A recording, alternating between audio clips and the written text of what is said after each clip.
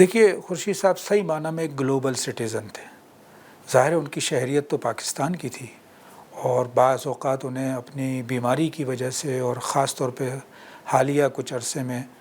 وہ تقریباً bed ridden رہے اور ملک سے باہر ہی رہے، اور وہیں ان کا انتقال ہوا۔ لیکن وہ اکثر یہ ان کا ایک طرح سے،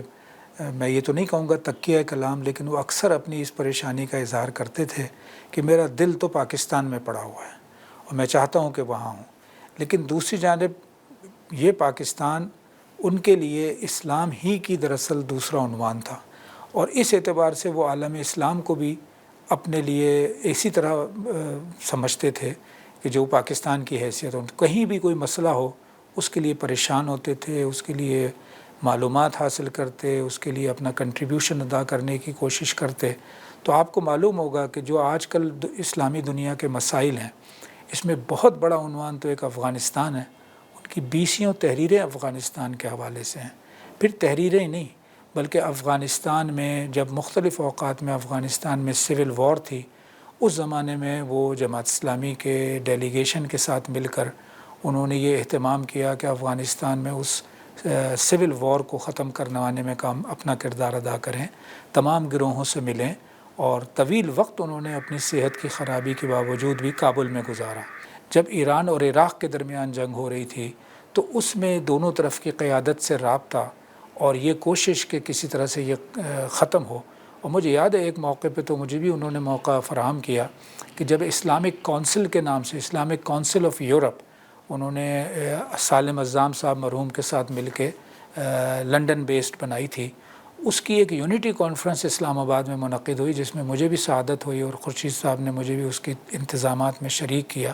تو وہ یونٹی کانفرنس میں دنیا بھر سے لوگ بلائے گئے تھے، اور وہ تھی ایران اور عراق کو اس طرف متوجہ کرنے کے لیے کہ ان کی باہم لڑائی جو ہے وہ مسلمانوں کو کمزور کر رہی ہے۔ تو یونٹی کانفرنس مجھے یاد آ جاتی ہے۔ اسی طرح جب صدام حسین نے کویت پہ حملہ کیا، اس موقع پر بھی جو ڈیلیگیشن پاکستان سے گیا اس کو روکنے کے لیے کہ بھئی یہ سلسلہ بند ہونا چاہیے اور یہ مسلمانوں کو کمزور کرنے کا عمل ہوگا، تو اس ڈیلیگیشن کا بھی وہ حصہ تھے۔ کشمیر کے حوالے سے ایک ڈیلیگیشن قاضی حسین احمد کی سربراہی میں بنا، تو جب وہ اس ڈیلیگیشن کو لے کے جا رہے تھے تو مجھے یاد ہے اس وقت پارلیمنٹ سے انہوں نے پیپلز پارٹی کے لوگوں کو بھی اپنے ڈیلیگیشن میں شامل کیا، اس طرح مسلم لیگ نون کے لوگوں کو بھی شامل کیا۔ تو چونکہ کشمیر کا مسئلہ پاکستان کا قومی مسئلہ ہے اور یہ مسلم دنیا کی جانب سے بھی اتحاد کا تقاضا کرتا ہے، تو پاکستان میں سیاسی وابستگی کو نظر انداز کر کے یہ ملٹیپل پارٹی ایک طرح سے ڈیلیگیشن بنایا گیا، اور اس کو پروفیسر خورشید صاحب اور قاضی حسین احمد نے لیڈ کیا، اور یہ ڈیلیگیشن جو ہے یہ پھر دنیا کے کئی ملکوں میں گیا، اور کئی ملکوں میں جا کے انہوں نے وہاں کی قیادت سے ملاقات کی اور کشمیر کے حوالے سے کردار ادا کرنے کی جانب انہیں متوجہ کیا۔ تو یورپ اور امریکہ میں جو اسلامی تنظیمات اور تحریکات کام کر رہی ہیں، ان کے لیے پروفیسر خورشید احمد ایک رہنما کی حیثیت رکھتے تھے،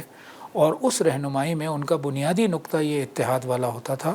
اور یہ ہوتا تھا کہ آپ جہاں ہیں آپ وہاں کے ماحول میں رہتے ہوئے کس طرح سے دعوت کا کردار ادا کر سکتے ہیں، اور کس طرح سے آپ خود مسلمانوں کی اصلاح کے ساتھ ساتھ ایک بین الاقوامی سطح پہ بھی آپ اسلام کے تعارف اور اسلام کے حوالے سے جو شکوک و شبہات ہیں اور جو اعتراضات ہیں ان کو دور کرنے کا حصہ بنے۔ بحیثیت انسان سارے لوگ ہمارے مخاطب بھی ہیں، اور بحیثیت انسان سارے لوگ ہمارے احترام کے مستحق ہیں، اور بحیثیت انسان ہر ایک کی فلاح کے لیے کام کرنا یہ ہمارا مشن ہونا چاہیے۔ یہ رہنمائی ان کی جانب سے ہمیشہ رہی کہ جو انہوں نے بین الاقوامی سطح پہ یا مختلف ملکوں میں اسلامی تحریکات اور تنظیمات سے وابستہ لوگوں کو دیں۔ تو یہ ان کا ایک غیر معمولی کردار تھا، اور ظاہر ان کے لٹریچر کے علاوہ یہ ان کے ذاتی رابطے، اور پھر وہاں کی جو یونیورسٹیز میں انہیں موقع ملتا تھا، اور خاص طور پہ انٹر فیتھ ڈائیلاگ، یہ جو بحیثیت مجموعی انسانی دنیا کو امن کا گہوارہ بنانا، اس میں عدل، انصاف اور سلامتی کی جو ایک طرح سے تعلیمات ہیں اس کو آگے بڑھانا، اس کے لیے عملی اقدامات کرنا، یہ ان کے ایجنڈے کا ایک نمایاں نقطہ تھا جس کو وہ اپنا فرض سمجھتے تھے۔ تو وہ اس اعتبار سے انٹرفیتھ ڈائیلاگ میں بھی شریک ہوتے رہے، اور وہ بتایا کرتے تھے کہ وہ 1950s میں سب سے پہلی مرتبہ، جبکہ وہ بہت ہی ینگ اور بہت ہی ینگ اسکالر تھے، تب بھی انہیں موقع ملا اور انہوں نے انٹرفیتھ ڈائلاگ کے ذریعے سے ان مباحث میں جیسے شرکت کی، اور اس کے بعد اس کو آئندہ بھی جب بھی انہیں موقع ملا. اسی طرح مغرب اور اسلام ان کی ایک بڑی اہم تھیم تھی جس پر وہ لکھتے بھی تھے، بولتے بھی تھے، اور اس کا رخ یہی ہوتا تھا کہ مغرب اور اسلام جو ہے ان کے درمیان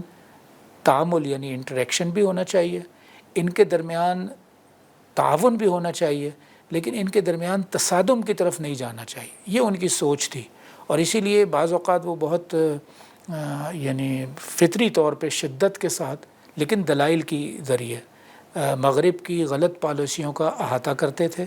اس کو رسپونڈ کرتے تھے، اور اس کے نتیجے میں رائے عامہ کو ہموار کرتے تھے. لیکن جذبات میں آپ کو ان کی چیزیں نہیں ملیں گی، ہمیشہ دلیل کے ساتھ بات وہ کرتے تھے. تو یہ ان کا بہت بڑا کنٹریبیوشن ہے، انسانوں کو باہم قریب لانا اور اس کے ذریعے سے معاشروں میں امن، سلامتی اور عدل کی راہ ہموار کرنا.